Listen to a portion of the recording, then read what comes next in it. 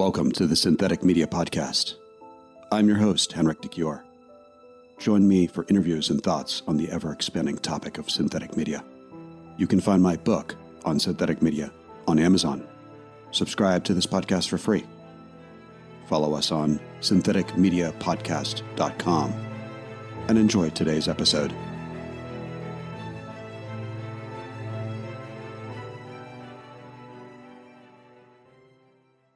I'm Adrian David Cheok. I'm currently working as a professor in University, Tokyo, Japan. But because of the coronavirus pandemic and border closures, I'm actually physically located right now in Adelaide, South Australia. Adrian, how are you involved with synthetic media?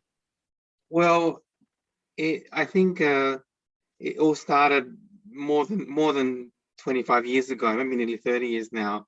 I was a young assistant professor at that time. I was at the National University of Singapore, and there was a new topic in computer science and electrical engineering called augmented reality. And like all things in life, some things are, a bit of luck.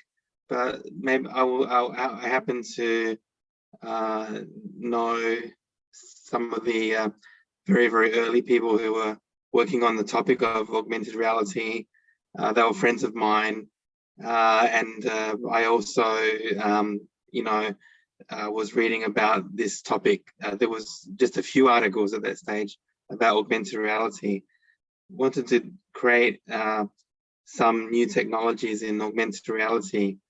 I was looking for a funding agency to fund my work, as all academics need someone to fund their work, and it just happened to be that the Defence Science Technology Agency, which is kind of like a research arm of the Singapore military, were looking for someone to work on augmented reality for soldiers, Singapore's army soldiers, and there was literally no one in Singapore that even probably I was the only person who even knew what the term augmented reality was at that time. I think this is about 97, 98.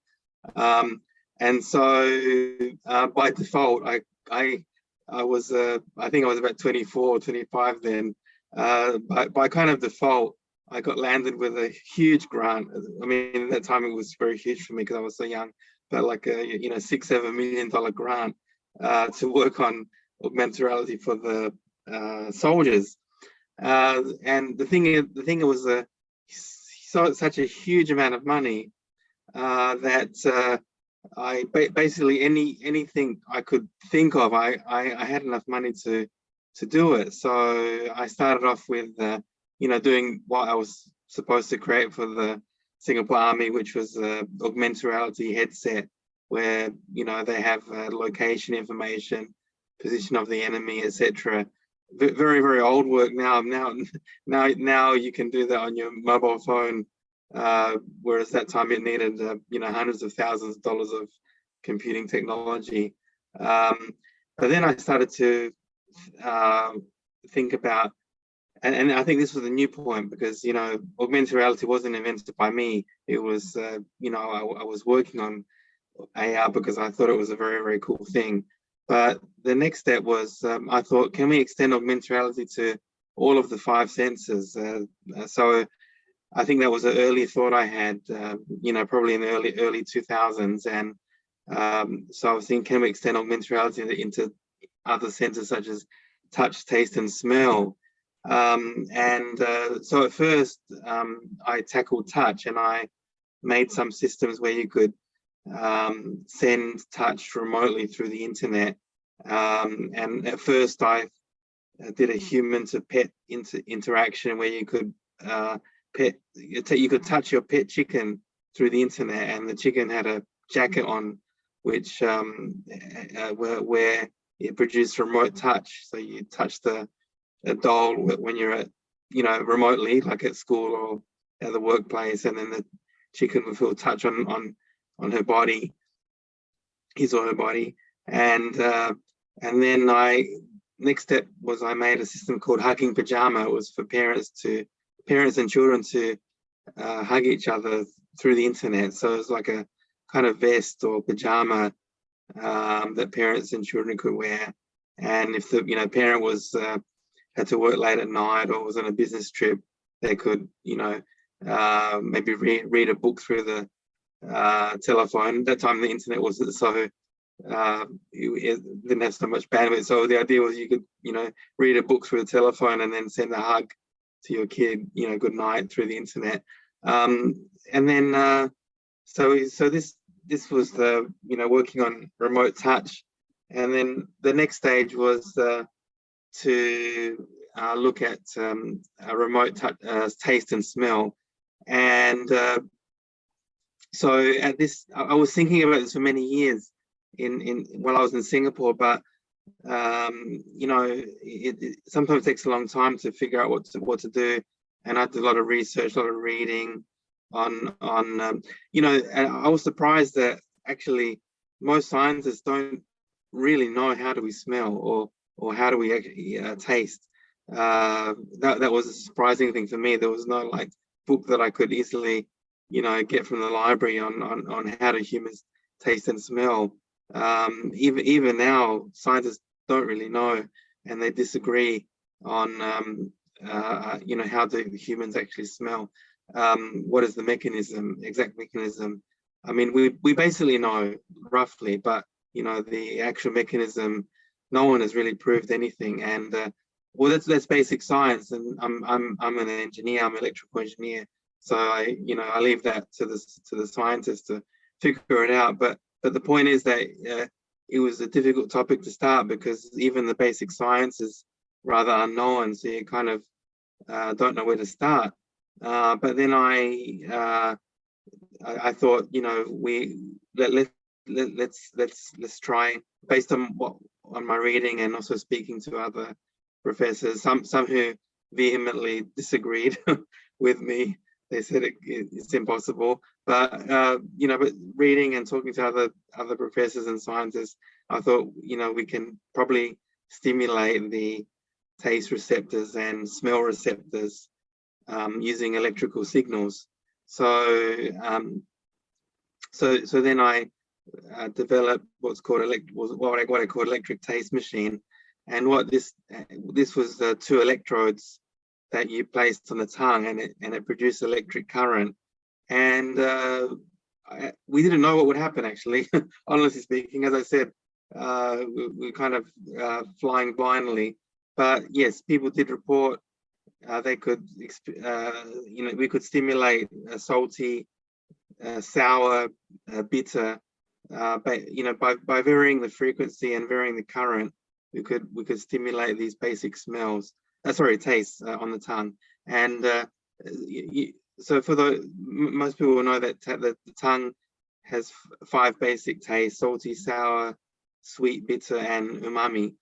We couldn't generate sweet using electrical signals, but we read I can't remember exactly who wrote the paper, but a very, very old paper written 50 years ago, that some doctors found when they were trying to do something else, but they found that if you suddenly increase the temperature of the tongue, people reported sweet taste, and they just reported it as a kind of side effect of some other medical research they were doing. So then we developed a machine using a thermal generating device.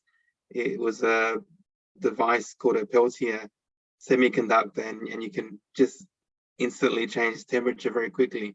So we found that people, when you suddenly increase the temperature like 15 or 20 degrees on the tongue, then people felt that something like a sweet sensation.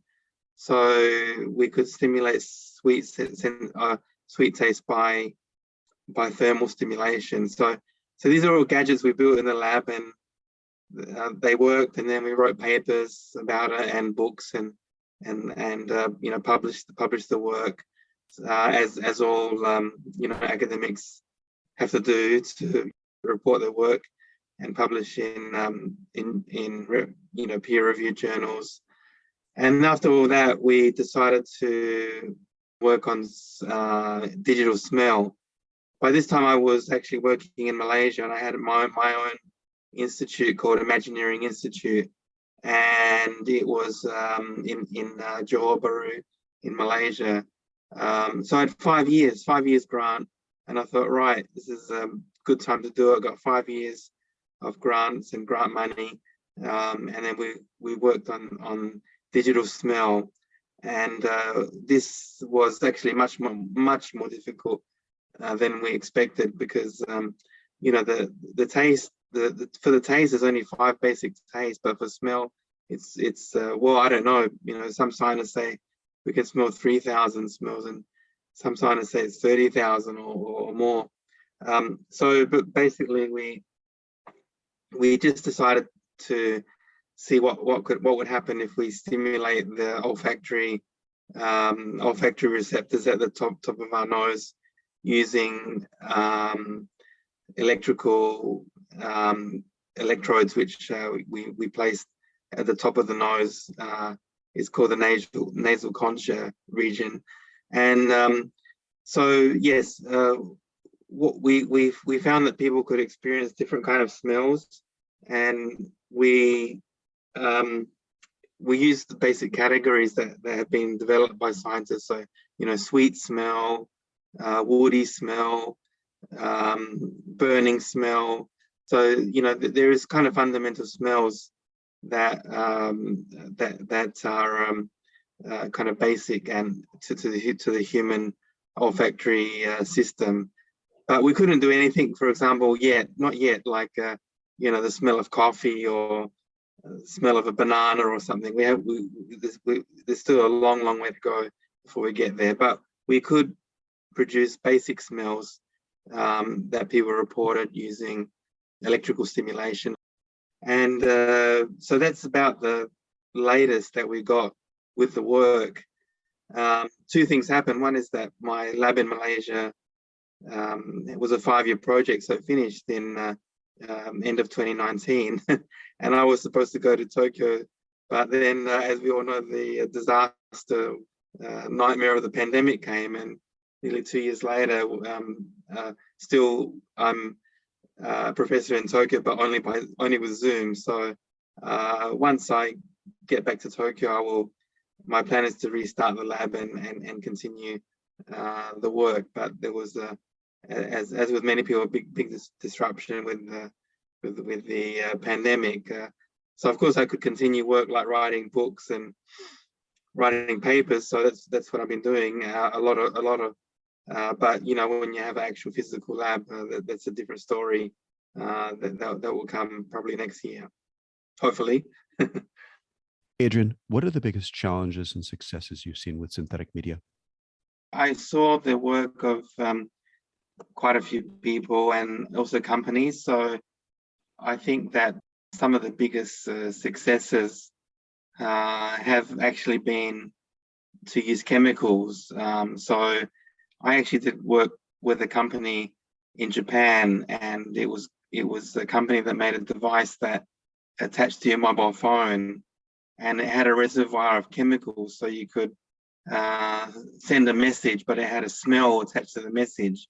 So this was very, I think, successful. People are going to look back on this in probably 20 years and say that was one of the very early works in digital smell. Because with chemicals, you are using the natural smelling system of the human olfactory system. Then this became a commercial product. And also we did work with, for example, Mugaritz restaurant in Spain, which is a very famous restaurant. And the chef Andoni Luis Aduriz is a Michelin star chef.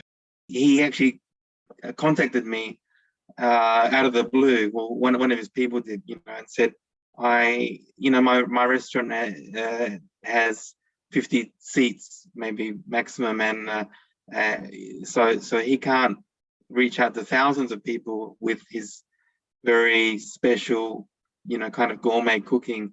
But he wanted to make an app that you could see the dishes visually, like on your phone, and smell them. So we created this app for him, and we spent quite a few trips to his restaurant in Spain, which was really exciting because I got to eat the dishes that he makes. And we captured the smell using a commercial system to detect odors, and then we produced this in the mobile device, which could emit chemical smell. So this is I think has been the biggest success so far in terms of digital smell. But incorporating small devices which can emit smell from mobile phones. But the problem is, of course, it's like a inkjet printer. Eventually those chemicals will run out, right? So you have to refill them. That is the difficulty with any kind of chemical smell system. And so I think the challenge is, as far as I know, the only way we can overcome this challenge is to directly stimulate smell using electrical signals, because that will allow the signals to be transmitted through the internet and without having to refill chemicals on the device. So we've done that, in the early stages, as I mentioned, but this needs a long way to go, where we can, stimulate complicated smells using electrical signals. And I'm not sure whether stimulating the nasal olfactory receptors is the way to go. I mean, it may be that this is beyond electrical engineering, and maybe there is direct stimulation of the brain itself, the part of the brain which is responsible for smell. So if neuroscientists manage to figure out some interface to the brain, then this probably will be the solution to the artificial smell, or as you say, synthetic media, synthetic smell. For synthetic touch, actually it's much more easier. I mean, for taste, we've already shown that you can produce taste using electrical signals. I've met one or two scientists who at conferences and events that vehemently say this is impossible, but as for I think we spent many years to develop the systems, and we really had hundreds of volunteers, and we very carefully tested the system on them. So I can very safely conclude that we can produce electrical taste using electrodes. And it is cumbersome to put electrodes on the tongue. So I think in a commercial system, it'll be something like these new technologies where people are making plastic semiconductors. So you could imagine some device which is like a film which you put on top of your tongue, and it's flexible. So this then connects to the computer with Bluetooth or whatever system we have in the future, and we have electrical taste. And for touch, because there's a lot of technology around robotics, a lot of these robotic systems can be used on the human body. So if you're developing, robotic hands, and so you've probably seen videos where robots can pick up very delicate objects, like pick up an egg, which is actually very difficult because it's difficult not to crack the egg when you pick it up. Humans can do it perfectly, right? But now robots can do this. So the same technology can be used on the human body. So you're effectively wearing the robot on your body. So synthetic touch can be done using a lot of basically similar technology to robotic touch. And so we wear the devices on our body. So this is already happening, and so I think in the future, we will have full body suits where we can stimulate touch on any part of our body, and we can have some kind of maybe film on our tongue, electrical plastic semiconductors on our tongue. And smell is I think the biggest challenge, and I think, as I said, maybe the solution is to directly interface to the brain itself. Adrian, What advice would you like to share with people working on synthetic media? Even though we've advanced a lot, so much of the work is still stuck behind the lab walls or the ivory tower, they used to say, in universities. So I think the really, really important would be to have people who could commercialize these products, right? So I think it could be Facebook because they're developing this metaverse, and they even changed their name to Meta, right? So it could be very big companies like Facebook, which want to develop virtual reality technologies. And I think my advice would be to try to bring all these works which have been done in research labs and in universities, maybe in military labs as well, bring it out and try to turn it into a commercial product. And it may be that the best way to do that is not by working individually, but by joining Facebook and having a very big team and a lot of money, of course. So, but I think that is the big next step, is to take this from the labs to the commercial product, so that more and more people can experience these technologies of virtual, touch, taste, and smell. And this will be the greatest contribution going forward. Adrian, where can we learn more about synthetic media and your work on the subject? It depends on what level do you want to, read about this. If people want to work on a very technical level and develop their own systems, then they should probably look up the academic papers and books.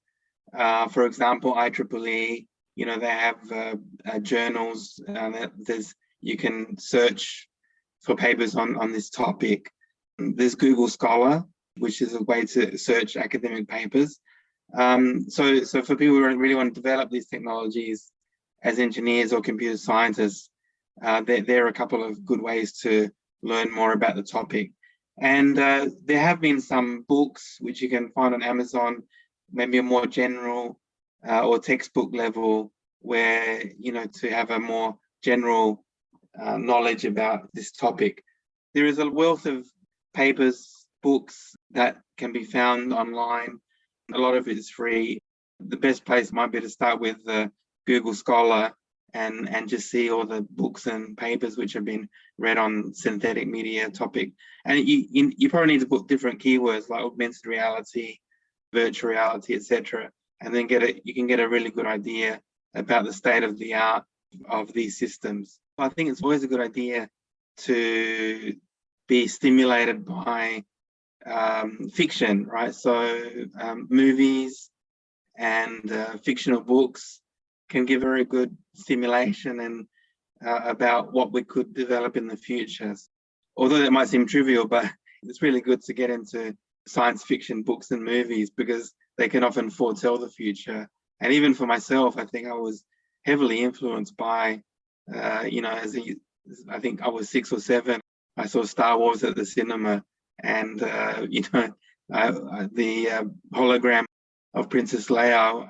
I think that kind of captured my imagination, and I wanted to do that in real life, and that's how I kind of got into augmented reality. So it's really good to read fiction and science fiction. Join us next week for a new episode by subscribing to the Synthetic Media Podcast. Check out my book about synthetic media on Amazon. Follow us on syntheticmediapodcast.com. This podcast was produced by Henrik de Gior. Music by Mattia Capelli. If you enjoyed this podcast, please leave us a 5-star review. And thank you for listening.